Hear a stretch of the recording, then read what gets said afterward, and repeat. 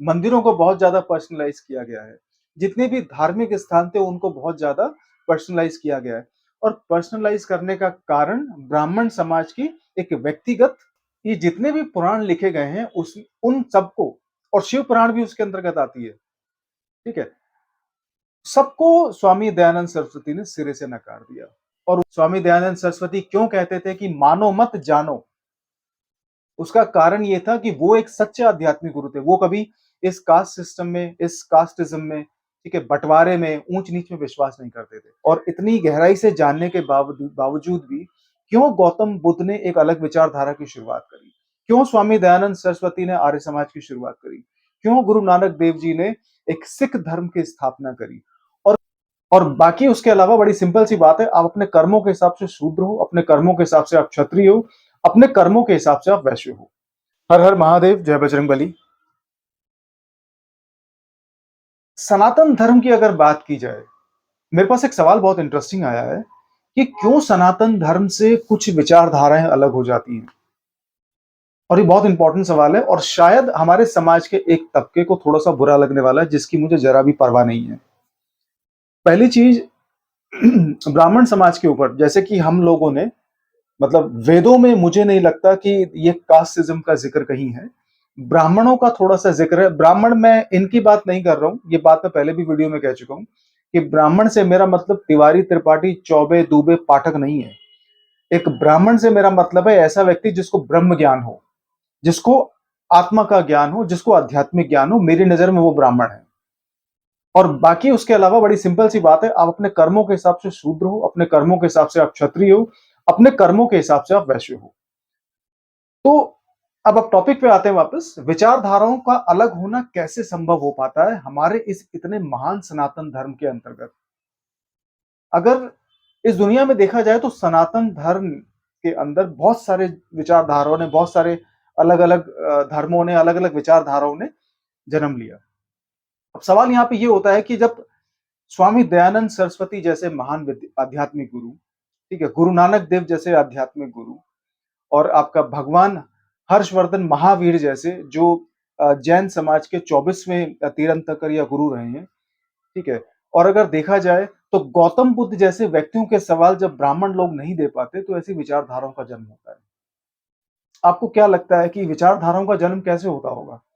सनातन धर्म के जानने के बावजूद भी, सनातन धर्म को इतनी गहराई से समझने के बाद भी, और इतनी गहराई से जानने के बावजूद भी क्यों गौतम बुद्ध ने एक अलग विचारधारा की शुरुआत करी, क्यों स्वामी दयानंद सरस्वती ने आर्य समाज की शुरुआत करी, क्यों गुरु नानक देव जी ने एक सिख धर्म की स्थापना करी, और क्यों भगवान महावीर ने, जो कि 24वें गुरु थे जैन समाज के, एक जैन समाज की स्थापना करने पर मजबूर हो गए?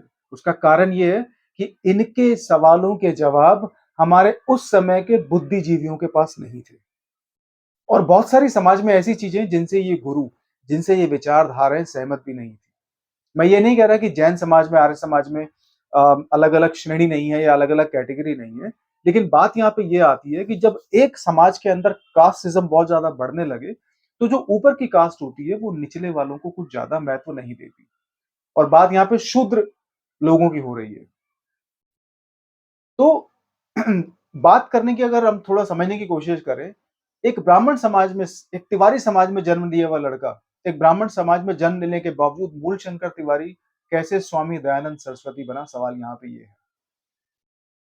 स्वामी दयानंद सरस्वती को क्यों मार दिया गया जहर देकर? स्वामी दयानंद सरस्वती ने वेदों के बाद लिखे गए ग्रंथों को, खासकर 18 पुराणों को सिरे से नकार दिया। स्वामी दयानंद सरस्वती क्यों वेदों को सबसे सर्वोपरि मानते थे? स्वामी दयानंद सरस्वती क्यों कास्ट सिस्टम के खिलाफ थे? स्वामी दयानंद सरस्वती क्यों कहते थे कि मानो मत जानो?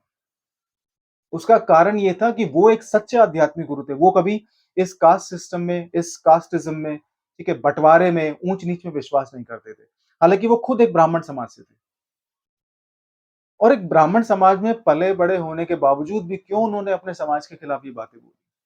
उन्होंने साफ साफ बोला है कि वेदों के बाद लिखे गए जितने भी ग्रंथ है, खासकर 18 पुराण, उन्होंने किताब लिखी थी। और मुझे लगता है कि उनके जीवन की सबसे महत्वपूर्ण किताब जो उन्होंने लिखी है वो क्या है? आपकी सत्यार्थ प्रकाश। उस किताब में साफ साफ लिखा है उन्होंने 18 पुराण जो लिखी गई हैं, हालाँकि मैं भी उन पुराणों को पढ़ता हूँ और उनके प्रति मेरा सम्मान भी है, आदर भी है। लेकिन सवाल यहाँ पे ये है कि विचारधारा की शुरुआत होने का कारण परमात्मा नहीं है। विचारधारा की शुरुआत होने का कारण हमारे समाज का जो बँटवारा है वो है। हमारे समाज को जो बाँटा गया है ना ब्राह्मण, क्षत्रिय, वैश्य और शूद्र की जो कैटेगरी बनाई है, तो उछले स्तर पे जो अपने आप को लोग समझते हैं, ये उसका कारण है कि विचारधारा का जन्म होता है। तो फिर स्वामी दयानंद सरस्वती जब इस विचारधारा से सहमत नहीं हुए, तो उन्होंने काफ़ी चीज़ों को देखकर समाज के अंदर एक नई क्रांतिकारी लाने की कोशिश करने के बाद, उन्होंने बहुत सोच समझ के ये कहा कि वेदों के बाद जितने भी ग्रंथ लिखे गए हैं, उनको सबको स्वीकार नहीं किया जा सकता, क्योंकि सभी वेदों का इंटरप्रिटेशन है। 18 पुराण जो लिखे गए हैं, चाहे वो लिंग पुराण हो, उसके बाद आपका भगवत पुराण हो, उसके बाद स्कंद पुराण हो, गरुड़ पुराण हो और आपका चाहे आपका वायु पुराण हो, भविष्य पुराण हो, ठीक है? तो ये जितने भी पुराण लिखे गए हैं, उस उन सबको और शिव पुराण भी उसके अंतर्गत आती है, ठीक है? सबको स्वामी दयानंद सरस्वती ने सिरे से नकार दिया और उसके ऊपर उन्होंने टिप्पणी क्या दी? उसके ऊपर टिप्पणी ये दी गई है कि इन ग्रंथों के अंदर भगवान को बहुत ज़्यादा पर्सनिफिकेशन किया गया है। मतलब उनको बहुत ज़्यादा पर्सनलाइज़ किया गया है। मंदिरों को बहुत ज़्यादा पर्सनलाइज़ किया गया है। जितने भी धार्मिक स्थान थे उनको बहुत ज़्यादा पर्सनलाइज़ किया गया है और पर्सनलाइज़ करने का कारण ब्राह्मण समाज की एक व्यक्तिगत सोच है।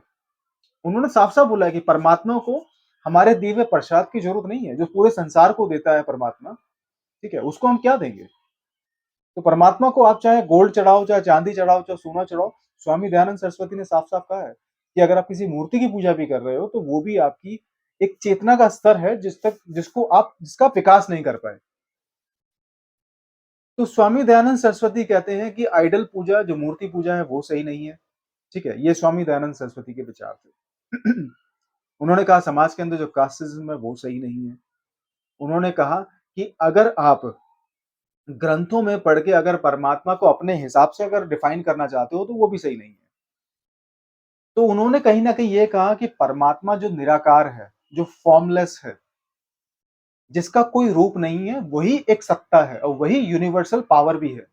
और उसी को समझने के लिए उन्होंने हमेशा अपनी बुकों में, खासकर सत्यार्थ प्रकाश में जोर दिया है।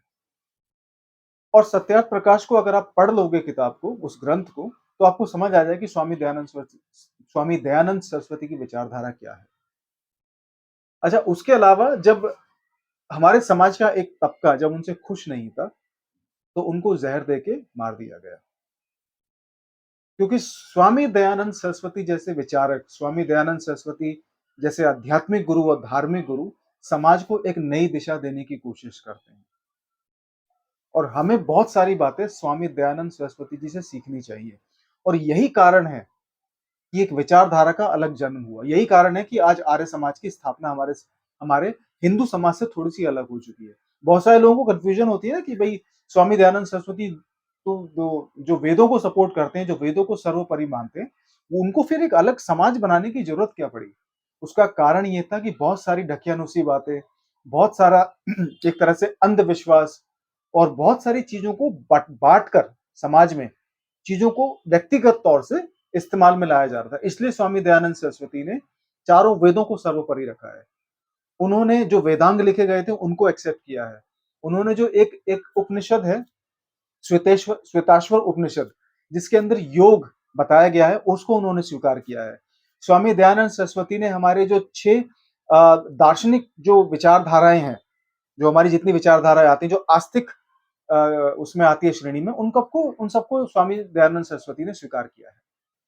लेकिन सवाल यहाँ पे ये है कि जब आपके पास किसी सवाल का जवाब ना हो, हमारे समाज के एक तबके से मैं ये कहना चाहूँगा, जब आपके पास किसी एक सवाल का जवाब ना हो, तो साथ बैठकर परमात्मा की खोज करने के लिए, परमात्मा को समझने के लिए उस बुद्धिमान व्यक्ति का साथ देना चाहिए, ना कि अपनी व्यक्तिगत धारणा या फिर ना कि अपनी व्यक्तिगत विचारधारा को उस पे थोपना चाहिए।